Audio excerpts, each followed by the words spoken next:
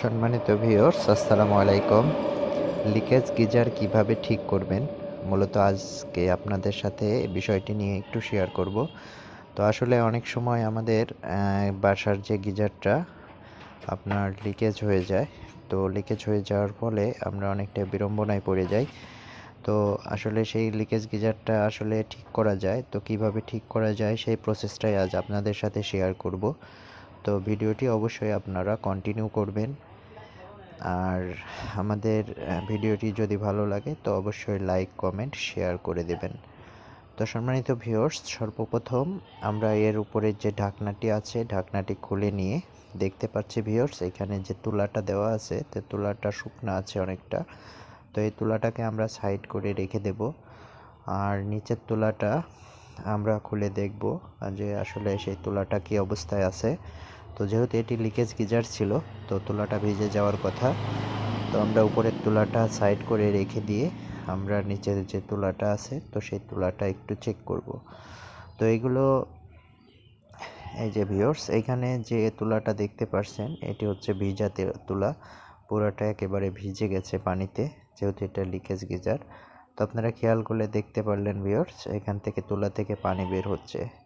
তো আমরা এর যে থার্মোস্ট্যাটটা আছে, থার্মোস্ট্যাটটা সর্বপ্রথম আমরা এটাকে খুলে নেব। যেহেতু এর পুরো কাভারিংটা আমাদের খুলে নিতে হবে, তো অবশ্যই আমরা থার্মোস্ট্যাটটা খুলে নেব। তো খুলে নেবার পরে তারপরে আমরা এর যে কাভারটি আছে, আমি হাত দিয়ে ধরে আছি, তো এই কাভারটিকে পুরাটাই উপরের দিকে টেনে নেব। টেনে নেওয়ার পরে আমরা এর যে টাঙ্কিটি আছে গিজারের, তো সেই টাঙ্কিটি আমরা খুলে নেব। তো সম্মানিত ভিউয়ার্স, এইরকম একটি ফ্লোর গিজারের বর্তমান দাম হয়তো 7-8 হাজার টাকার মতো হবে। তো আসলে এর যে বডিটা থাকে, এর ভিতরে যে বডিটা থাকে, যে টাঙ্কিটা থাকে, তো সব কোম্পানির হয়তো একরকম না, কিন্তু এই টাঙ্কিটা একেবারেই পাতলা, একটা শীটের মাধ্যমে করা হয়েছে, শুধু একটি শীট দিয়ে করা হয়েছে। তো এর যে লিকেজটা আছে, তো সেই লিকেজটা ফাইন্ড আউট করার জন্য আমরা সর্বপ্রথম গ্রাইন্ডিং মেশিনের সাথে একটি ওয়্যার ব্রাশ দিয়ে এর যে জয়েন্টগুলো আছে জয়েন্টগুলো ভালো করে ঘষে নেব।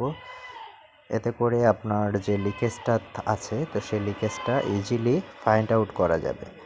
তো এর যে কয়েলটা আছে তো সেই কয়েলটাকেও আমরা সুন্দর করে হাইড্রোক্লোরিক অ্যাসিড দিয়ে এটাকে আমরা পরিষ্কার করে নিয়েছি। যেহেতু এটা খোলা পড়ছে তো সেহেতু এটাকে পরিষ্কার করে নিয়েছি, কারণ কয়েলটার সাথে পানির প্রচুর পরিমাণে হার্ডনেস জমেছিল। আর এর টাঙ্কির ভিতরেও প্রচুর পরিমাণে আপনার আয়রন ছিল, যার কারণে এগুলো আমরা পুরাটাই ওয়াশ করে নিয়েছি। এবং এই টাঙ্কিটি দেখতে পাচ্ছেন ভিউয়ার্স, এই টাঙ্কিটির যে তুলা, এই যে ভিতরে যে তুলাগুলো ছিল এগুলো শুকনা তুলা। আর এটা ওয়াশ করার পরে যে কয়েলটি দেখতে পাচ্ছেন ভিউয়ার্স, একেবারে নতুনের মতো হয়ে গেছে। তো আর এর বাইরে যে তুলাটা আছে এটা পুরাটাই ভিজা তুলা। তো এটা আমরা রোদে শুকাতে দিয়েছি, পরবর্তীতে এটা এখানে ব্যবহার করা হবে। তো সম্মানিত ভিউয়ার্স, এটাকে পানি ফিল করতে হবে। এটা পানি ফুল না করলে আপনার যে টাঙ্কির যে লিকেজটা আছে তো সেই লিকেজটা দেখা যাবে না। তো এই জন্য আমাকে সর্বপ্রথম এর ভিতরে যে পানিটা আছে পানিটা ফুল করে নিতে হবে। তো তারপরে পানিটা, এই যে আমি এটাকে এখন পানি ফুল করে নিচ্ছি। পানিটা ফুল না করে নিলে এর যে লিকেজটা আছে সেটা বের করা সম্ভব হবে না। তো অবশ্যই পানিটা ফুল করে নিতে হবে। তো পানিটা ফুল করে নেওয়ার পরে আমি প্রাথমিকভাবে দেখতে চাচ্ছিলাম যে আসলে এর নিচের তলায় কোনো লিকেজ আছে কিনা, এই জন্য অল্প একটু পানি ব্যবহার করেছি, ভিতরে দিয়েছি। তো তারপরে দেখতে পেলাম এখানে কোনো লিকেজ নেই। তো তারপরে আমি টাঙ্কিটি ফুল করে দেওয়ার পরে এর লিকেজটা একেবারে উপরে একটি কর্নারে দেখতে পাচ্ছেন ভিউয়ার্স পানি পড়ছে। তো এটা আমি ফাইন্ড আউট করলাম।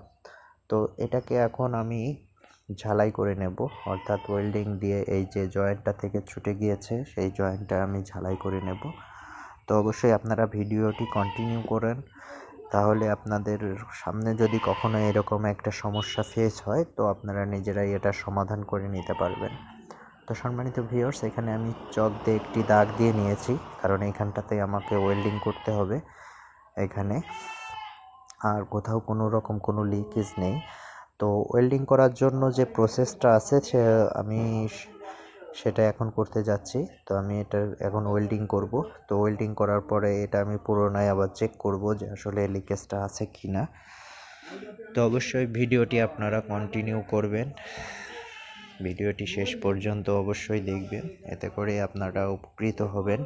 যদি কখনো আপনাদের সামনে এরকম কোনো সমস্যা ফেস হয় তো অবশ্যই আপনারা নিজেরাই এটাকে ঠিক করে নিতে পারবেন।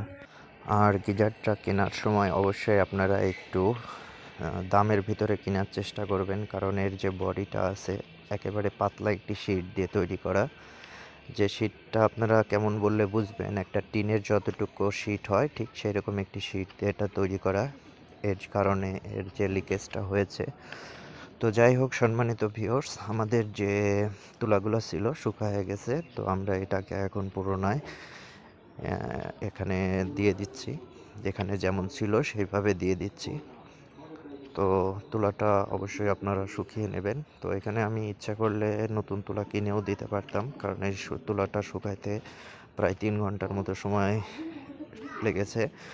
তো যাই হোক সম্মানিত ভিউয়ার্স, এখানে যে ঢাকনাটি ছিল গিজারের, ফ্লোর গিজারের, তো সেই ঢাকনাটি আমরা সঠিকভাবে এখানে লাগিয়ে দেব। তো তার পূর্বে অবশ্যই আপনারা যে তুলাটি দেওয়া ছিল সেই তুলাটি খুব সুন্দর করে ভালো করে দিয়ে নেবেন, কারণ এতে করে এই তুলাটি দেওয়া থাকলে পরবর্তীতে আপনার গিজারটি যখন বডিটা হিট হবে তো সেই সময়টায় আপনার বডিটা হাত দিয়ে ধরলে গরম লাগবে না।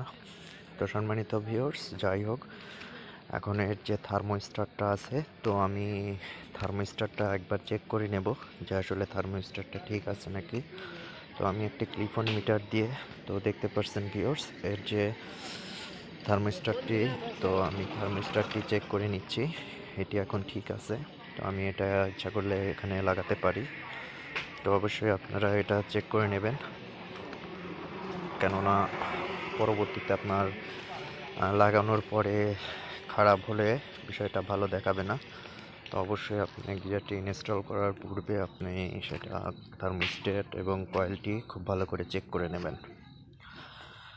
তো সম্মানিত ভিউয়ার্স, আমার যে কাজটি প্রায় সম্পূর্ণ হয়ে গেছে, অর্থাৎ লিকেজ গিজার রিপেয়ারিং করা কিভাবে করতে হয় আপনাদেরকে A to Z দেখানোর চেষ্টা করলাম।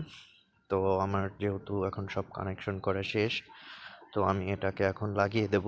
তো লাগিয়ে দেওয়ার পরে আমি এর যে কয়েলটি আছে, তো কয়েলটির যে রেজিস্ট্যান্স আছে, তো সেই কয়েলটির রেজিস্ট্যান্স চেক করব। তো চেক করার পরে যদি ওকে থাকে তো আমি এটা পুনরায় আপনার ইনস্টল করে দেব। তো সম্মানিত ভিউয়ার্স, আমার মোটামুটি সব কিছু লাগানো কমপ্লিট হয়ে গেছে। তো এর যে দুটো অ্যারো চিহ্ন আছে, হট অ্যান্ড কোল্ড, তো এই দুটো অ্যারো চিহ্ন লাগানো হয়ে গেছে। তো এখন এই দুটো লাগানো হয়ে গেলে আমরা যেটি কয়েল আছে, তো কয়েলটি আমরা এখন পরিমাপ করব।